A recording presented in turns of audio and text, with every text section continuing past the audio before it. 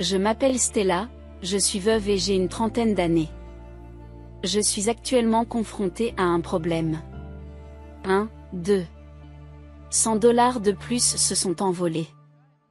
Je vérifie mon portefeuille encore et encore. J'ai fouillé à fond dans mon sac, pensant qu'il pourrait s'y trouver mais je ne le trouve nulle part. Ce matin, j'ai retiré 1000 $ pour mes dépenses courantes. Ce n'est pas une erreur dans ma mémoire. Je soupire et me tiens la tête, belle-mère. Mes beaux-parents et moi partageons le même chagrin et nous nous soutenons mutuellement. Il y a 3 ans, je suis devenue la principale responsable du deuil de mon mari. Il était jeune lorsqu'il a contracté un cancer et est décédé rapidement. Nous avions prévu d'avoir une vie stable et de construire une famille heureuse avec des enfants, mais l'événement a été soudain. J'aimais profondément mon mari. C'est lui qui dirigeait les timides et me rendait nerveuse. Laissez-moi faire, avait-il l'habitude de dire. Même dans ses derniers instants, il disait, je te protégerai. Laisse-moi faire. Couvert de tubes et à peine capable d'ouvrir les yeux, mon mari souriait encore. Incapable d'accepter sa mort, j'ai laissé les jours s'écouler dans une vie qui me paraissait presque inexistante. Mes beaux-parents partageaient cette douleur. Ils souffraient eux aussi de la perte de leur fils. Lors de l'enterrement, mon beau-père a murmuré d'une voix tremblante qu'il fallait mourir avant ses parents. Quelle honte! Il se mordit la lèvre, regardant fixement son fils pour éviter de montrer ses larmes. Stella, aimerais-tu que nous dînions ensemble? Oui, c'est une bonne idée. Il faut manger pour garder des forces. Nous nous sommes donc naturellement rapprochés et avons vécu comme des animaux qui se blottissent les uns contre les autres pour éviter le froid. Les relations entre ma belle famille et moi étaient bonnes. N'hésitez pas à trouver un nouvel amour. C'est vrai? Stella. Tu es encore jeune et mignonne. Tu peux rencontrer quelqu'un de merveilleux. Je te remercie. Mais je l'aime toujours. Nous comprenons. Mais nous te soutiendrons même si tu trouves un nouvel amant. Mes beaux-parents s'inquiètent toujours pour moi. Ils ont l'air d'avoir pitié de moi parce que je suis devenue veuve à 20 ans. Lorsque je leur ai dit que j'allais me mettre à la recherche d'un emploi parce que je ne pouvais pas rester sans rien faire, ils m'ont encouragée. Tu n'as pas besoin d'en faire trop. Je travaille aussi. Nous devrions donc pouvoir nous débrouiller en famille. Je pense qu'il ne t'aurait pas permis de commencer à travailler. Mon beau-père a souri un peu tristement. Cependant, après avoir perdu mon mari, mes bases financières pour l'avenir sont instables. Malheureusement, j'ai négligé de souscrire une assurance, n'ayant pas prévu qu'il serait atteint d'un cancer à un jeune âge. Les économies que nous avions lentement accumulées pour construire une maison se sont rapidement épuisées. Aujourd'hui, je compte sur une pension de réversion et je me débrouille tant bien que mal avec l'aide de ma belle famille, mais je ne peux pas me contenter de cette situation. J'ai donc décidé de commencer un travail à temps partiel. Je me suis rendu compte du vol quelques mois après avoir commencé à travailler à temps partiel. Je laissais souvent mon sac à main sur la table, ce qui pourrait en être la cause. Le vol s'est produit alors que j'étais concentrée sur les tâches ménagères ou que je m'éloignais brièvement dans la salle de bain. Au début, il ne s'agissait que de quelques dizaines de dollars, mais progressivement le montant et la fréquence ont augmenté jusqu'à 100 $, puis 200 $. Cette situation, où l'argent que j'ai gagné ne cesse de disparaître, est un problème grave pour moi qui ai des difficultés financières. Il n'y a que 3 personnes dans cette maison, moi et mes beaux-parents. De plus, mon beau-père est au travail pendant la journée. Compte tenu de la situation, il me semblait inévitable de penser que ma belle-mère était la coupable, mais elle m'a gentiment dit, je vais préparer le dîner ce soir, comme ça vous pourrez vous détendre et regarder la télévision. Je ne voulais pas croire qu'elle pouvait faire une telle chose. J'espère que ce n'est pas elle que j'ai prié. Un jour, j'ai laissé sur la table mon sac à main contenant 70 $ et un smartphone enregistrant des vidéos. J'espérais que quelque chose d'inhabituel serait filmé, mais la vidéo montrait clairement ma belle-mère en train de prendre les billets sans hésitation. Peut-être continue-t-elle à voler de l'argent pour se maintenir en vie, me suis-je dit. Ma belle-mère me parle toujours avec enthousiasme. Pourquoi allons-nous faire les courses pour changer? Le parfait de ce magasin est très apprécié des jeunes. Tu veux l'essayer, a-t-elle suggéré, mais il était clair qu'elle se forçait point après tout, elle avait perdu le fils qu'elle avait élevé. Je ne comprends que trop bien le chagrin de perdre un être cher. Je ne pouvais donc pas en vouloir à ma belle-mère. Heureusement, j'ai encore une vingtaine d'années et il me reste un peu d'énergie physique. Je ferai ce que je peux jusqu'à ce que ma belle-mère se calme enfin, me suis-je dit. C'est pourquoi j'ai décidé d'augmenter mon travail à temps partiel. Il était minuit et mes beaux-parents étaient couchés. J'ai quitté la maison sans faire de bruit et je me suis rendu à mon nouveau lieu de travail. Travailler tard le soir paie bien et ce magasin est à 2 pas de chez moi. C'est parfait pour gagner de l'argent. Nous sommes à la mi-novembre et le vent dans le ciel nocturne commence à être froid. Cela fera bientôt 1 an que mon mari est décédé. Quand j'y pense, je me souviens qu'il m'a soudain suggéré, qu'il m'avait soudain proposé d'aller acheter une glace au milieu de la nuit. Alors que nous marchions main dans la rue nocturne, sa main était large, épaisse et très chaude. Bien qu'il ait maigri avant de mourir, la chaleur de sa main n'a pas changé. J'ai mis mes mains froides dans mes poches et je me suis dépêché d'aller au magasin. La nuit, le magasin n'est tenu que par 2 personnes. Bien qu'il y ait peu de clients, il y a toujours du monde. Alors que je vérifiais la date de péremption des produits, j'ai senti quelqu'un s'approcher. Ah, la caisse. Je suis désolée. Je me suis retournée précipitamment et mon beau-père était là, en costume malgré l'heure tardive. Vous travaillez à temps partiel, mon père. Elle avait supposé que mes fréquentes sorties nocturnes étaient dues au fait que j'avais un nouvel amant, mais ce n'était pas le cas. Il semble qu'il ait mal compris que je gardais une nouvelle relation secrète. Elle s'est habillée en costume et m'a suivi, avec l'intention d'implorer la personne qui, selon lui, me rendait heureuse, en lui disant, s'il te plaît, rends Stella heureuse. Lorsque j'ai répondu, je l'aime toujours, mon beau-père a murmuré d'une voix mêlée de joie et de tristesse. Je vois. Elle a alors posé la question que j'attendais. Pourquoi travailles-tu la nuit? Tu ne gagnes pas assez d'argent? Tu travailles aussi le jour. Devant mon hésitation, il a insisté en posant d'autres questions. Je leur avais caché à tous les 2 que je travaillais tard le soir. Si je le leur disais, ils me demanderaient pourquoi, ce qui m'amènerait à expliquer les problèmes avec ma belle-mère. J'avais donc avancé prudemment pendant que mes beaux-parents dormaient, mais j'étais surpris qu'ils le sachent. Réalisant que je ne pouvais pas le cacher plus longtemps, j'ai commencé. En fait, j'ai sorti mon smartphone de ma poche et je lui ai montré la vidéo. J'ai tout avoué à mon beau-père, quand cela a commencé. À quelle fréquence et combien d'argent a été volé? J'ai également mentionné que cela pouvait être dû à la solitude causée par la perte de leur fils. Mon beau-père a écouté en silence et a fini par dire avec difficulté, « J'ai causé des problèmes. Ce n'est pas grave, nous souffrons tous », ai-je répondu. Nous avons eu la chance d'avoir une belle-fille merveilleuse, et nous avons failli la perdre si rapidement. Vraiment, vraiment stupide, a dit mon beau-père, des larmes coulant sur ses joues. Je n'ai pas pu me retenir. Les larmes menaçaient de couler, malgré le fait que je sois au travail. Père, le café ici est vraiment bon. Voulez-vous en goûter? Je vais faire une pause, voulez-vous vous joindre à moi? Je l'invitais. Oui, ce serait bien, a-t-il répondu en se détournant pour s'essuyer les yeux avec sa manche. Nous nous sommes assis l'un près de l'autre sur le parking à vélo du magasin, en buvant un café. Le ciel était dégagé et la nuit était belle. Et la pleine lune éclairait l'obscurité. Ne pensez-vous pas que le ciel des nuits d'hiver est le plus beau? C'est parce que l'air est vif, n'est-ce pas, dis-je. Oui, c'est vrai. C'est pourquoi nous devrions aller camper pendant les vacances d'hiver, dans un endroit où les étoiles sont magnifiques. C'est ce qu'il a suggéré. C'est un plan que mon mari aurait fait. D'accord, je vais chercher des endroits, ai-je répondu. C'est un projet qui nous aurait plu à tous les 2. Mais mon mari était sûrement en train de profiter du plus beau ciel étoilé depuis la meilleure place au paradis. Sur cette pensée, j'ai levé les yeux vers le ciel. Soudain, mon beau-père a poussé une exclamation de surprise. En suivant son regard, j'ai vu ma belle-mère. De plus, elle marchait joyeusement avec un homme inconnu. Il marche bras dessus, bras dessous? tranquillement. Retournons tout de suite au magasin. Oh oui. C'était vraiment quelque chose que nous n'étions pas censés voir.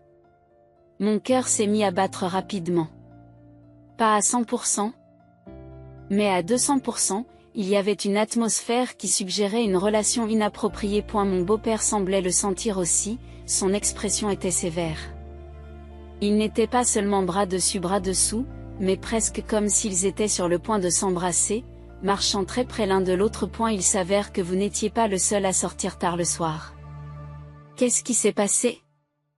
Ma femme ne pouvait pas dormir non plus, car elle pensait à son fils, et elle sortait aussi la nuit. J'ai senti qu'elle ne pouvait pas non plus échapper à ce chagrin, alors je l'ai laissé faire. Et elle marqua une pause, peinant à trouver ses mots. Mais il s'agit peut-être d'un malentendu. Peut-être qu'elle a simplement rencontré une connaissance en marchant. J'ai été déçu par ma faible tentative de dissimulation. Mon beau-père a tout de même manifesté sa gratitude en me remerciant et en souriant.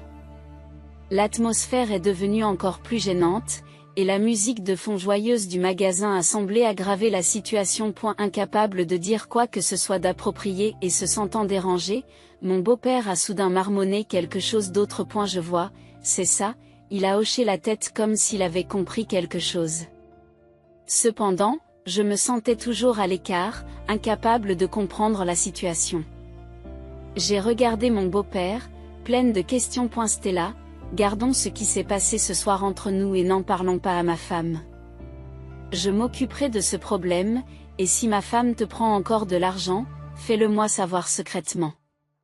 Oui, je comprends. Et ne t'inquiète de rien, dit Stella avec fermeté, en me tapotant doucement la tête. Un dimanche, quelques semaines plus tard, après le déjeuner, il a dit, il y a quelque chose dont je dois discuter. Stella, je te prie de te joindre à nous en tant que témoin. Qu'est-ce qui ne va pas? Tu fais une tête à faire peur, m'a dit ma belle-mère. Mon beau-père a attendu que ma belle-mère et moi nous asseyions. Puis il a sorti plusieurs documents d'une enveloppe brune et les a étalés sur la table. Ma belle-mère s'est empressée de saisir l'une des feuilles. Et il s'agissait d'une grande photo d'elle et d'un homme entrant dans un hôtel. Mon beau-père avait engagé un détective pour enquêter sur les agissements de ma belle-mère. Tu sors toujours avec lui? Ma belle-mère s'est contentée de le fixer avec haine, sans répondre. Qu'entendez-vous par toujours? Bien que je pense que cela pourrait être inapproprié, ma curiosité l'a emporté et j'ai demandé. Mon beau-père est resté silencieux pendant un moment avant de commencer à raconter tranquillement les événements passés. En fait, c'était avant la naissance de notre fils, a commencé mon beau-père. Juste après avoir épousé mon beau-père, ma belle-mère a succombé à des tentations extérieures. L'homme que nous avons vu au magasin était celui qui était impliqué à ce moment là. Ma belle-mère et cet homme étaient des camarades de lycée et ils se sont retrouvés lors d'une réunion d'anciens élèves. Ils étaient proches depuis le lycée et se sont avoués l'un à l'autre qu'ils avaient eu des sentiments l'un pour l'autre à l'époque. Ma belle-mère était déjà mariée, mais lui était célibataire et séduisant. D'après mon beau-père, elle pensait qu'en l'absence d'enfants, c'était l'occasion rêvée de changer de partenaire. Mais il y avait un problème avec cet homme. C'était son manque de perspective. Et elle était beau et rêvait de devenir célèbre en tant qu'acteur à la télévision, voire de monter sa propre troupe de théâtre. Cependant, il n'y avait pratiquement pas de membres, et la plupart des représentations étaient des one-man shows réalisés par lui seul. Après avoir lutté entre la réalité et les idéaux, ma belle-mère a préféré la vie stable garantie par mon beau-père à l'apparence ordinaire aux rêves irréalisables de son ancien camarade de classe, abandonnant l'idée de s'enfuir avec lui. Mais en fin de compte, ma belle-mère n'a pas pu prendre de décision et a continué à mener une double vie entre mon beau-père et cet homme. À cette époque, j'étais débordée par le travail et je ne remarquais pas ce qui se passait à la maison, a dit mon beau-père avec un soupir, en jetant un regard froid à ma belle-mère. Et elle s'est rendue compte de la liaison de ma belle-mère lorsqu'il y avait une possibilité qu'elle soit enceinte. Même lorsque j'ai appris qu'elle était peut-être enceinte, elle n'avait pas l'air vraiment heureuse. J'ai eu des soupçons, j'ai enquêté et j'ai découvert qu'elle avait eu une relation avec cet homme. Mais notre fils est vraiment le vôtre, s'est exclamée ma belle-mère avec désespoir. Elle avait plaidé la même chose dans le passé, promettant qu'elle ne reverrait jamais cet homme, qu'elle romprait immédiatement et qu'elle voulait construire un foyer avec mon beau-père. Mon beau-père l'a cru et lui a pardonné.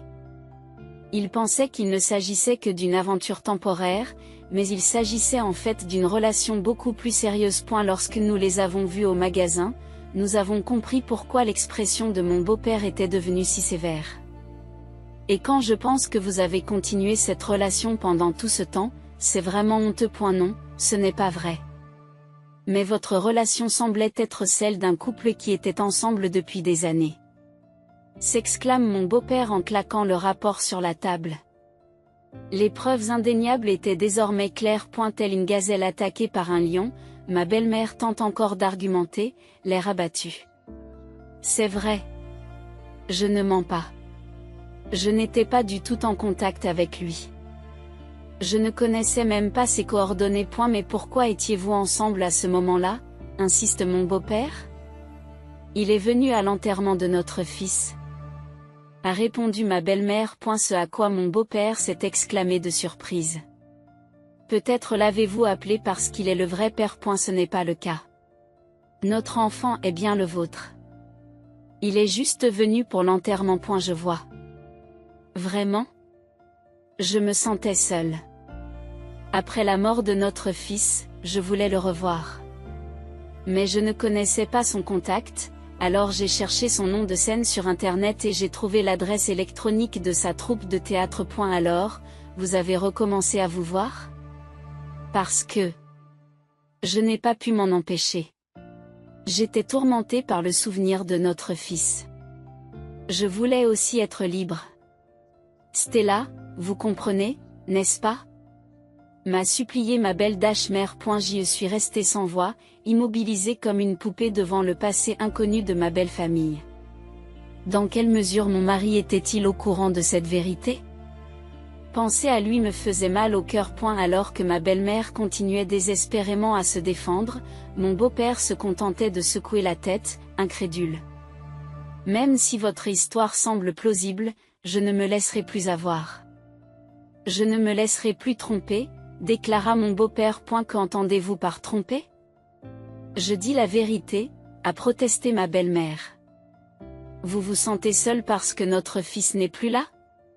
C'est la vraie raison, a interrogé mon beau-père. C'est vrai. Pourquoi dis-tu cela? Ma belle-mère a répliqué bruyamment. Mais mon beau-père a calmement croisé son regard. Stella, l'argent volé dans ton sac à main, est allé à cet homme pour boire et jouer, a dit mon beau-père tranquillement. J'ai été choqué. Avez-vous fait passer les gains de Stella à cet homme? J'ai mené une enquête approfondie. Mon beau-père a insisté. Mes revenus sont-ils allés à votre amant? Lorsque j'ai posé la question, ma belle-mère n'a pas répondu, mais son visage en disait long. Cette expression semblait affirmer la vérité. Stella savait que vous voliez l'argent. Malgré cela, elle a pensé que vous souffriez et vous a témoigné de la considération. Excusez-vous auprès de Stella. C'est ce qu'a exigé mon beau-père. Je suis désolée. Ma belle-mère s'est excusée. Les émotions ont débordé. Je n'arrivais pas à arrêter les larmes. Je ne comprenais même pas de quel type de larmes il s'agissait, mais les émotions tourbillonnaient en moi de manière incontrôlable. Tu as promis au bar que tu fréquentes que tu l'épouserais après ma mort, en riant. Tu as même dit que tu construirais une maison avec mes fonds de retraite. A ajouté mon beau-père. Ce doit être une blague, non, a déclaré ma belle-mère. Je ne peux pas croire qu'un parent qui a perdu un enfant puisse plaisanter sur la mort d'un membre de sa famille. Mon beau-père a haussé le ton. On a prétendu que ma belle-mère avait souhaité la mort de mon beau-père. C'était incroyable. Incapable de supporter ma présence plus longtemps, je me suis précipitée hors du salon et je me suis recroquevillée dans un coin du couloir, essuyant désespérément mes larmes qui n'en finissaient pas de couler. De l'autre côté du couloir, je pouvais entendre la voix angoissée de mon beau-père à travers la porte du salon. Tu as dû être heureuse de le voir après la mort de notre fils. Je ne veux plus voir ton visage. Pars tout de suite. Il a crié avec férocité. Plus tard, ils ont divorcé. Je ne sais pas si ma belle-mère est avec cet homme. Cela ne me concerne plus. Mon beau-père m'a rendu l'argent que ma belle-mère m'avait volé et m'a dit: ne vous inquiétez pas. Je lui demanderai également un dédommagement. Mais la somme que j'ai perdue n'était pas si importante. C'est un dédommagement pour toi, Stella. Ne t'inquiète pas légalement, tu es ma fille. Dit mon beau-père en riant.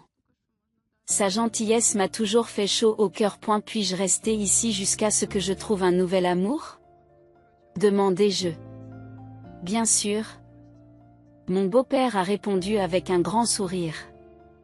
Je me demande ce que mon mari penserait de cette décision. Soudain, une telle question m'a traversé l'esprit. Stella, je peux te demander une chose? Ne penses-tu jamais qu'il n'y a pas de lien de parenté entre moi et mon fils? Qu'en penses-tu vraiment? A demandé mon beau-père avec hésitation.